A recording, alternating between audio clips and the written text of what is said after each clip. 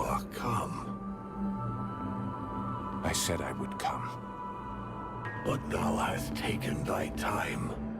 When thou didst flee, leaving me here, at the mercy of these sorcerers, what didst thou think would become of me?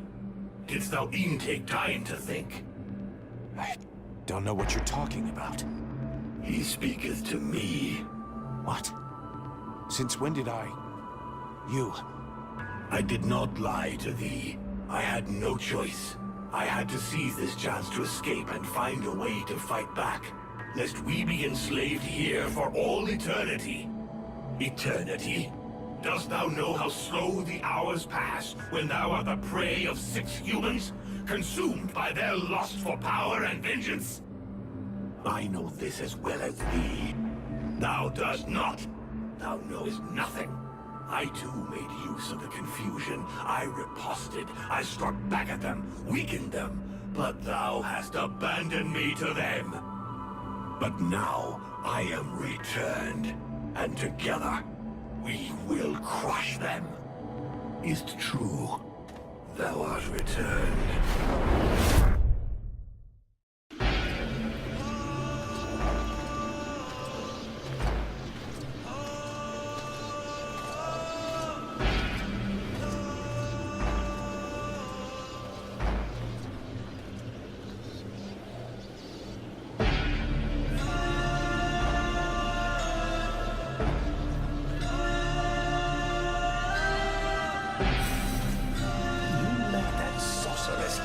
Just as soon as you are no longer of any use to her.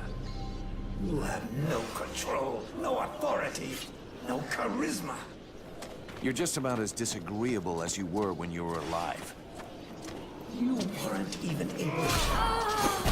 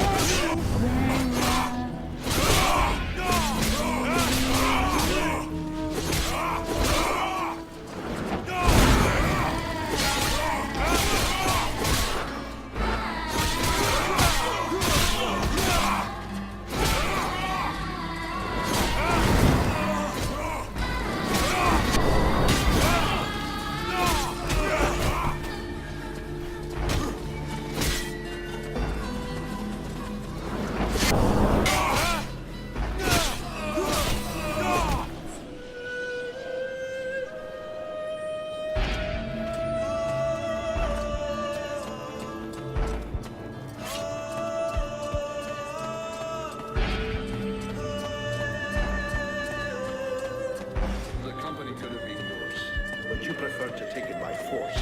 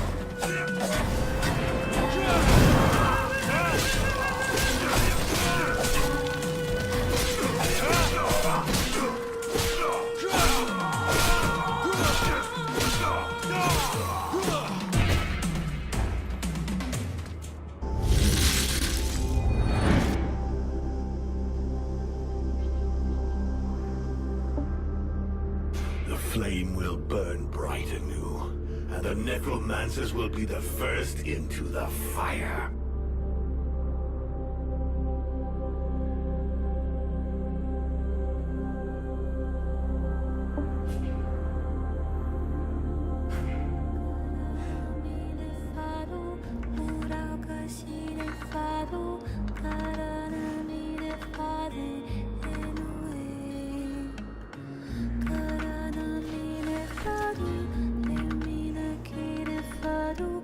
If I remove these spears, the Ice Lords will lose their power. But what will happen to Vertiel? Thy world is weary, all but extinguished. Nothing remains to be saved. It must be cleansed. But inside me is all the power I need to regenerate my world.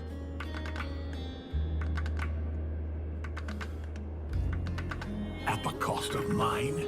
Do not think it. Vertiel needs the Worldheart. Thou canst not sacrifice it thus. There are still dragons, and this way the necromancers will be destroyed. The fire of the Worldheart is not completely out. It will burn bright again, in time. But without us, I forbid thee to do this. I will not die for thee.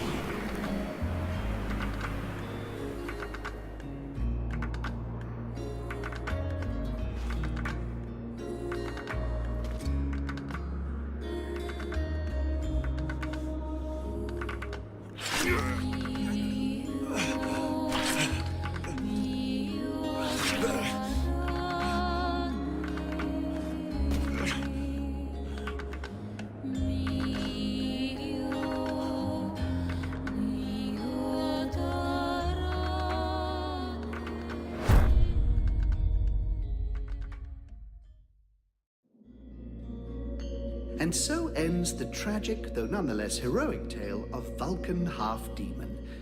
I confess I may have romanticized some aspects of the story, though in my defense, I shall always have something of a soft spot for our dear Vulcan. By releasing the Worldheart's energy to the surface, he sacrificed himself in order to heal Vertiel and bring an end to the long winter. Ill-prepared for such a powerful energy surge, the Ice Lords were instantly reduced to cinders. I can tell you, no tears were shed at that funeral. Of course, it was only a few centuries before other would-be mages attempted to follow in their footsteps, though what wonderful centuries they were. With Captain Buffalo leading them, the Freeborn Blades legend grew, and they flourished for a time. Sadly, the legend of Buffalo's immortality proved less than accurate, and after 27 battle wounds and another 40 or so years, he eventually died in his bed, to the great sadness of the 3 charming young women who were sharing it with him at the time. Edwin's corpse was mutilated and burned by the command of King Relmar. Such a waste. I remember being quite disappointed at his decision, as I had hoped I might be able to inhabit her body. It had been an absolute age since I was last inside a woman. To no one's great surprise, Relmar proved to be a formidable monarch.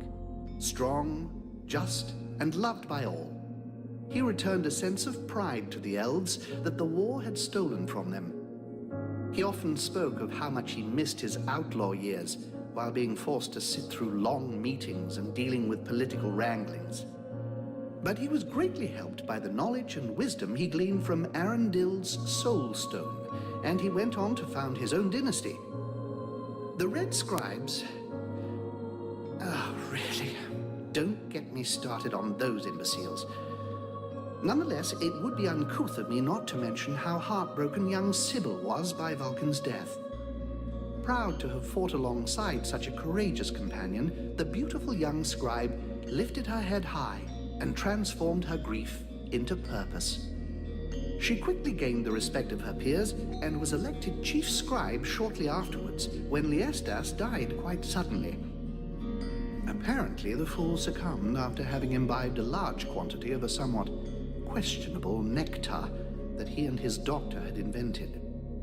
And as for myself, well, my goodness, I fear that is an extremely long story, and you would quite literally die of boredom before I finished the telling of it.